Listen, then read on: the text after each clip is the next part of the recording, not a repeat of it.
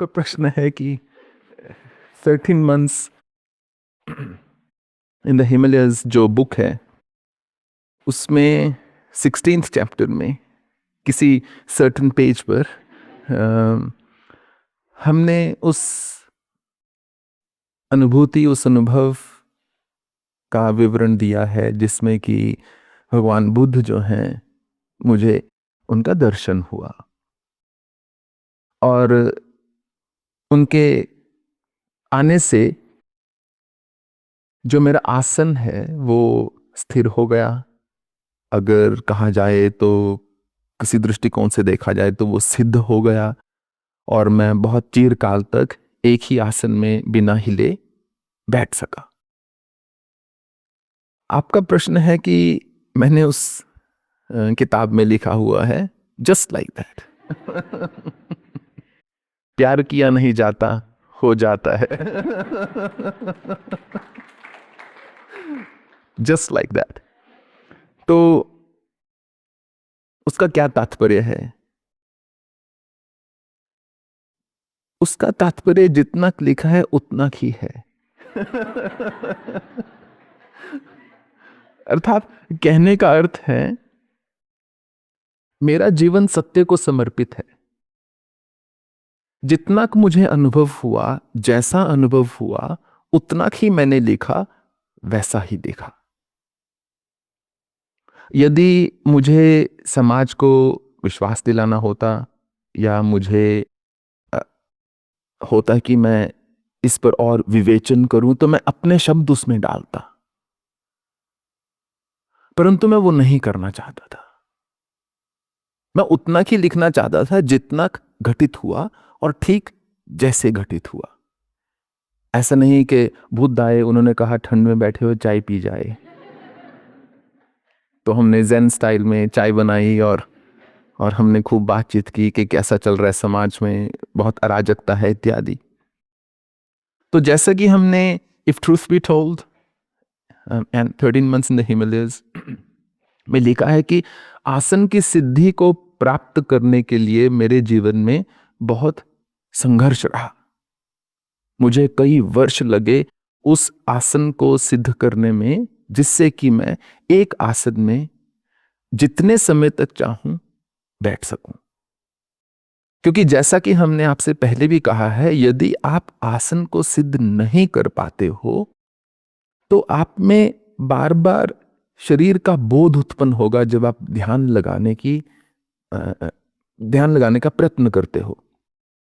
और जैसे ही शरीर का बोध उत्पन्न होता है, मन हिल पड़ता है।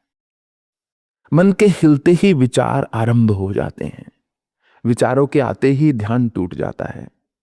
इतना ही नहीं, विचारों के आने से बहुत पहले ध्यान टूट जाता है। ठीक वैसे ही जब कि सूर्य के पूरी तरह दिखने से पहले ही सूर्य उदय हो जाता है, जब तो भोर होने पर प्रकाश आ जाता है। तो शरीर हिला हल्का सा, इतना सा भी फ्लिकर हुआ, आंख का भी थोड़ा सा हिलना हुआ तो मन हिलेगा। उसके हिलने से पहले विचार उठ के अपनी कुर्सियों से चलना शुरू कर देते हैं। फिर ध्यान टूटता है। यदि ध्यान टूटता है तो आप अपने इष्ट को अपनी स्मृति पथ पर स्थिर नहीं कर सकते, और अगर उनको स्थिर नहीं कर सकते तो वास्तविक दर्शन लगभग असंभव है, क्योंकि परम स्थिरता चाहिए।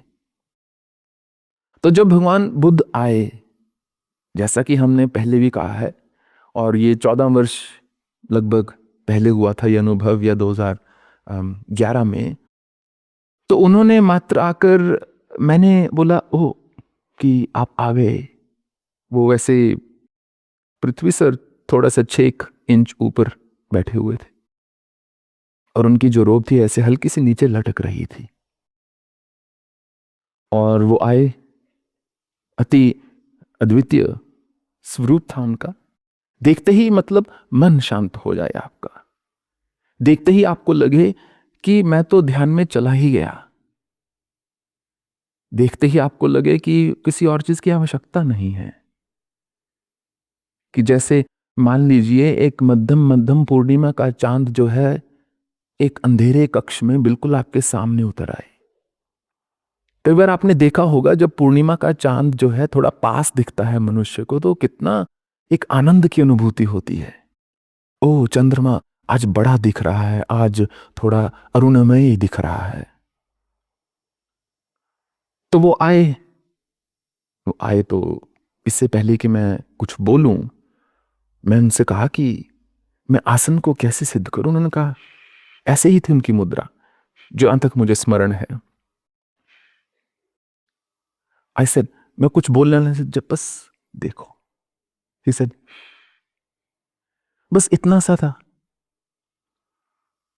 और जैसा कि हमने उस किताब में लिखा है, उसके बाद आसन सिद्धि स्वतः ही हो गई। और सिद्धि एक ऐसा शब्द है जो मैं बहुत विचार के ही प्रयोग करता हूं। तो क्या मुझे आसन सिद्धि प्राप्त हुई? शायद मैं नहीं जानता, पर इतना मैं जानता हूं कि जितने समय तक मैं चाहूं मैं एक आसन में उसके बाद बैठ पाया। मेरे शरीर ने मुझे परेशान नहीं किया।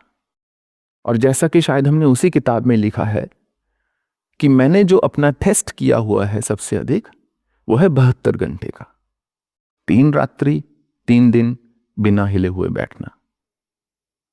क्या मैं उससे ज्यादा बैठ सकता हूं? मैं नहीं जानता। क्या मैं आज के समय में उतना बैठ सकता हूं? मैं नहीं कह सकता। परंतु उतना मैंने एक परीक्षा अपनी ली है कि मैं कितने समय तक बिना हिले मन को एकाग्र कर, स्थिर कर बैठ सकूं। क्योंकि स्मरण रहे, यदि मन स्थिर नहीं है तो आसन स्थिर नहीं हो सकता। और यदि आसन स्थिर नहीं है तो मन स्थिर नहीं हो सकता। उदाहरणार्थ, आप एक आसन में बैठे हुए हो और मन ने आपको कहा घुटनों में बड़ा दर्द है। ये कौन कह रहा है? कहीं से तो ये आवाज आई है ना।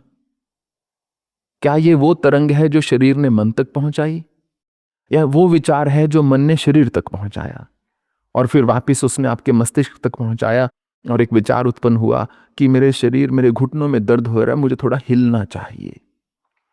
मान लीजिए मन वो विचार मस्तिष्क तक पहुंचाए ही ना। मान लीजिए शरीर ने कहा मुझे दर्द हो रहा है, पर मन ने अनसुना कर दिया किसी कारणवश। मन ने वापस शरीर को कुछ नहीं भेजा कि हाँ मैं जानता हूं, मैं अभी आपके जो मस्तिष्क है, जो दिमाग है, उसको यह सूचना देता हूं। तो क्या आपको वो दर्द की अनुभूति होगी? ठीक वैसे ही जैसे कि एनेस्थीसिया दिया हो, ऑपरेशन टेबल पर एक व्यक्ति है, उसके शरीर पे एक चाकू लगा दिया जाता है, सर्जिकल नाइफ लगा दिया है, तो शरीर वेदना में है। शरीर वो तरंग भेज रहा है, वो सिग्नल भेज रहा है कि मुझे काट दिया गया है, मुझे दर्द है। परंतु वो मन नहीं सुन पा रहा किसी कारणवश। मन सुन नहीं पा रहा, शरीर तक वापस वो जो कम्युनिकेशन है वो टूट चुका है, वो संपर्क रहा ही नहीं, वो दिमाग तक नहीं पहुंच पा रहा, दिमाग वापस मन को या शरीर को नहीं बता पा रहा, जिसके फलस्वरूप पेशेंट जो है वो पड़ा हुआ है। तो वही अवस्था जागरूक अवस्था में कैसे प्राप्त की जाए? वो आसन सिद्धि का मूल है और आसन सिद्धि की पराकाष्ठा है। अगर मन स्थिर होगा तो आसन अपने आप स्थिर होना शुरू हो जाएगा। अब मन अस्थिर कब होता है? पहले तो मन की गति है चलते रहना।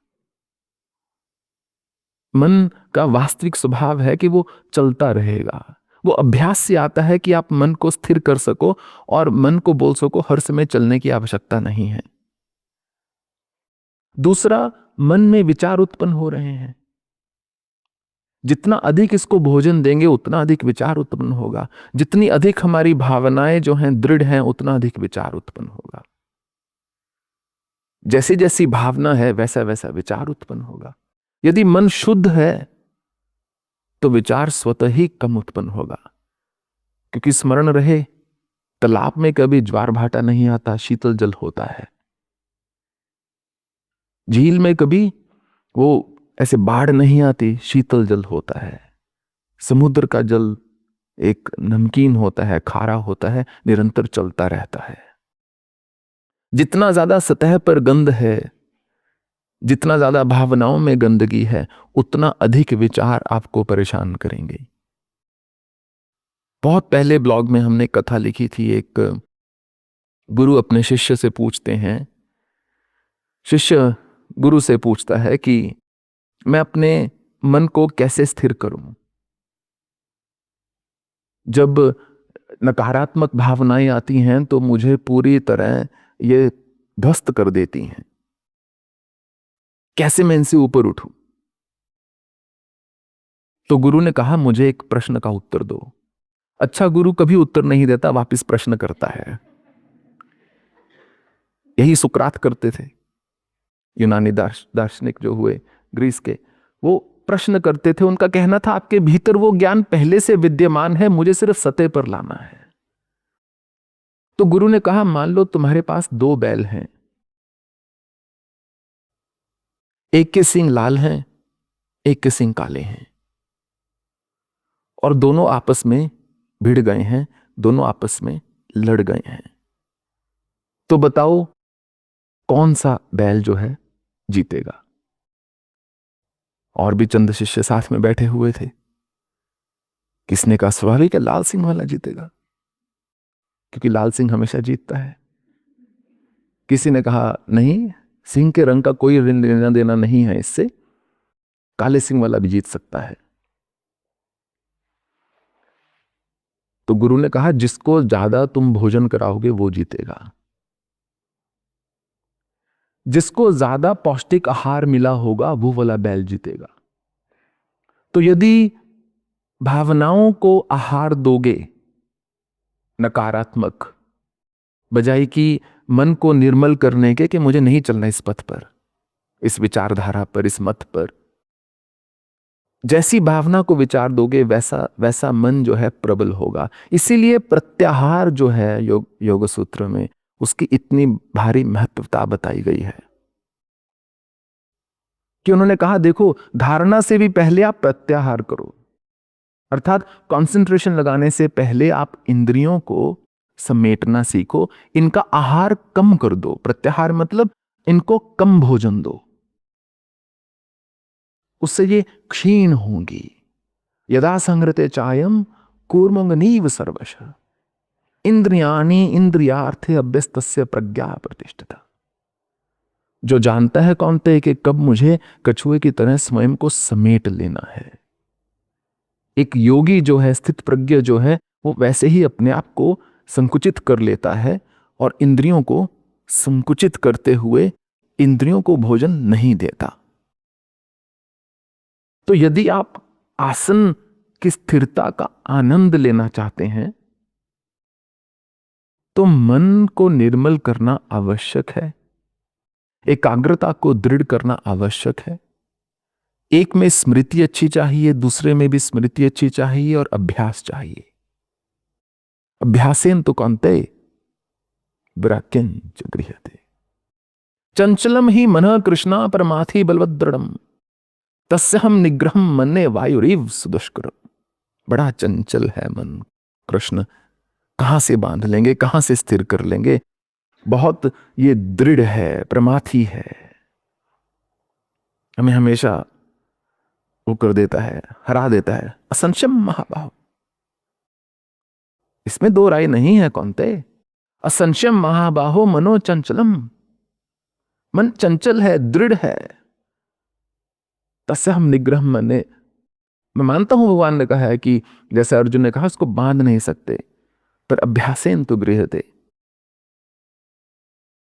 अभ्यास और वैराग्य को धारण करना होगा। जब तक वैराग्य नहीं है तब तक हर भावना मनुष्य को बड़ी आवश्यक सी प्रतीत होती है। हर भावना लगता है नहीं, जरूरी है, मैं ठीक सोच रहा हूं। सबसे बड़ी कला ही यही है कि मन को मनुष्य नजरअंदाज कर सके। कहीं ना कहीं ध्यान का मूल ही वही है कि जरूरी नहीं मन में जो भी विचार आया है, जो भी भाव आया है, सब कुछ वो सच बोल रहा है। मन बोलता रहेगा, हमें बस वो जानना है। जैसे एक अच्छा सीईओ होता है ना, उसको जब 4 एग्जीक्यूटिव्स मिलके प्रेजेंटेशन देते हैं, या वो कहीं सेल के लिए जाता है या परचेस के लिए जाता है, तो बहुत सारे लोग बहुत कुछ बोलते हैं, 1 डेढ़ 2 घंटे की प्रेजेंटेशन होती है। पर जो अच्छा एक सीईओ होता है, उसको पता है मुझे एक कौन सी चीज जो काम की चीज है वो सुन लेता है उसको, बस उसी को उसने पकड़ के फिर उसी पर चलना है कि सब कुछ ठीक है, यहां हमारा लॉस कैसे हुआ, फॉर एग्जाम्पल। तो ऐसे ही वो कुशाग्र बुद्धि से, जो एकाग्रता से, स्मृति से, अलर्टनेस से, माइंडफुलनेस से आपको इस बात का ध्यान हो जाता है कि मुझे कौन सी चीज को सुनना है, ना कि सब चीज को सुनना है। तो जस्ट लाइक दैट फिर वो हो जाता है। यही हमारा उत्तर है।